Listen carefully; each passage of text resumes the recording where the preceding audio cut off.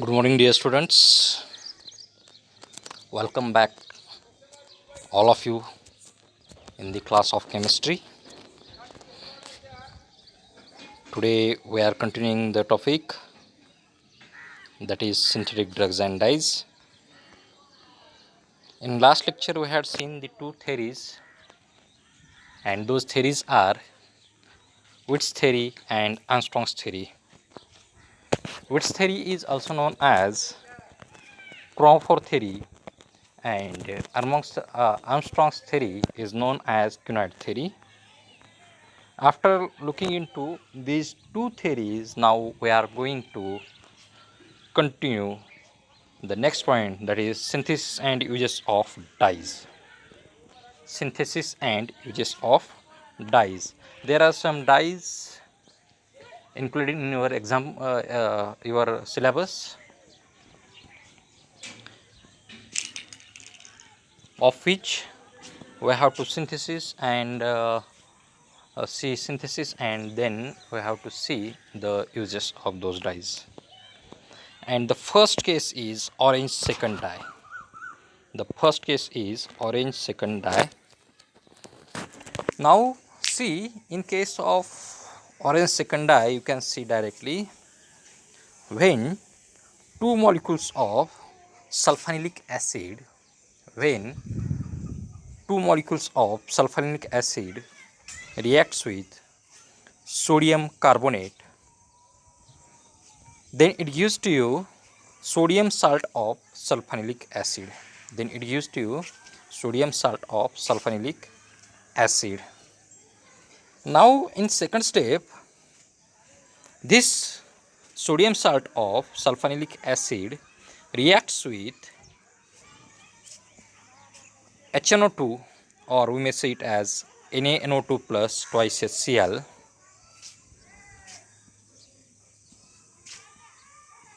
and it gives to you diazonium salt.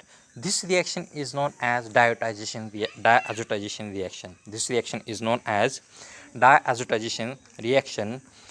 You can say that sulfonyllic acid is reacting with nitrous acid. Nitrous acid is HNO2, and it is giving to you a diazonium salt.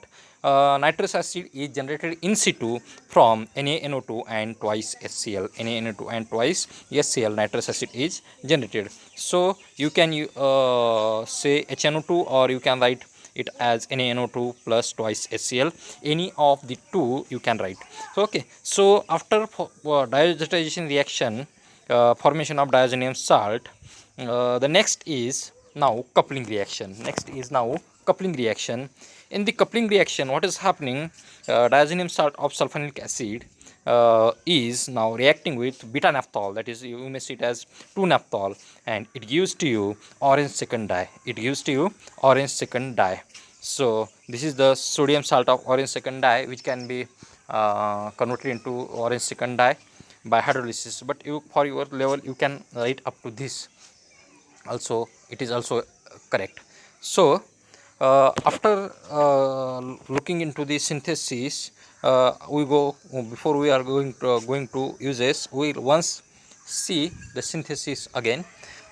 In synthesis, we are using sulfonyllic acid, and we are adding to it some sodium carbonate. Sodium carbonate and sulfonyllic acid gives to you sodium salt of sulfonyllic acid, and then we are continuing the diazotization reaction, and we are forming diazonium salt with nitrous acid. Then we are carrying a coupling reaction, which is you have learned in 12th standard, and that coupling reaction is in between diazotized sulfonyllic acid and beta naphthol, and it gives to you orange second dye. Now what are the uses of this dye? This dye is used for dyeing of wool and in textile industry. This dye is used to dye or to give color to the wool and in textile industry. Then it is used in paints, inks, plastics and leather. This dye has various purposes for dyeing or to give color to the wool, textile, paints, inks, plastics and leather. various types of uses this have this dye. So after completion of this orange second dye, now we are synthesizing a new dye, that is methyl orange second dye. A new dye, that is methyl orange dye. Okay, methyl orange dye. Now in this reaction, what is happening in the synthesis of methyl orange? Sulfonylic acid reacts with sodium carbonate, and this gives to you sodium salt of sulfonylic acid. Then the next is diazotization reaction. The next is diazotization reaction. The sodium salt of sulfonylic acid reacts with NaNO2 and HCl, that is the in situ it gives to HNO2, so that this sodium salt of sulfonylic acid reacts with nitrous acid to give to you diazotized sulfonylic acid. The reaction in orange second, first reaction is same as that of in this also. First and second reactions are same as in methyl orange and orange second dye, both reactions are same. Now the change is here. In case of methyl orange, we are using N-dimethyl aniline, and there in case of orange second we have used beta-naphthol. So now here the diazotized sulfonylic acid undergo coupling reaction with N-dimethyl aniline at para position to form a coupled product, that is methyl orange, and this is the synthesis of methyl orange dye. In this synthesis we are using sulfonylic acid, then we are converting it into diazotized salt, and then we have carried out the coupling reaction between the sodium salt or sodium salt diazotized salt and N-dimethyl aniline, and we are producing the methyl orange dye. Now what are the uses of this dye?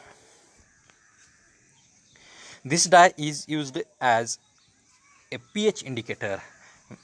You have learnt the titrations, and in that titrations you have learnt about the uh, potentiometric titrations, then acid base titrations, different conductometric titrations, all those titrations, and for that we are using also some indicator, or when we are carrying experiments in the laboratory, at that time we need some indicator. And when we are carrying out the pH measurement experiments, at that time this methyl orange is used as indicator in the pH metric experiments. Okay, then this methyl orange is used in textile industry, printing industry, food industry, and paper industry also. It has many applications. Okay, after looking into the uses of methyl orange, now we will see the synthesis and uses of indigo dye. Now what is indigo dye? Indigo dye is nothing but your denim jeans have this color. It means the color given to your denim or your jeans, that is the indigo dye. Okay, nothing much more than that. So this is a simple reaction in which we are using acetylene, and acetylene on chlorination with phosphorus pentachloride gives to you an adduct, chlorinated adduct, and this on reaction with zinc and acetic acid undergo coupling to give to you indigo. Okay, so in the synthesis of indigo, when acetylene reacts with phosphorus pentachloride, then it gives to you a chlorinated product or adduct, which on reaction with zinc and acetic acid gives to you indigo dye. It gives to you indigo dye, and the uses of the indigo dye are: it is used for dyeing cotton yarn, that is denim. Your denim jeans has been colored by using this indigo dye, colored by using this indigo dye. So it was the indigo dye. The next is Congo red dye.